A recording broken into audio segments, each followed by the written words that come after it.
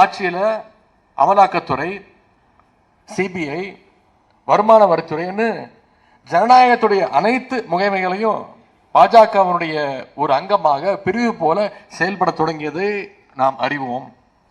அந்த குற்றச்சாட்டிற்கு தேர்தல் ஆணையமும் உள்ளாவது ஜனநாயகத்திற்கு மிகப்பெரிய ஒரு பேராபத்துன்னு திரு செந்தில்வேல் அவர்கள் அதில் குறிப்பிட்டிருக்கிறார்.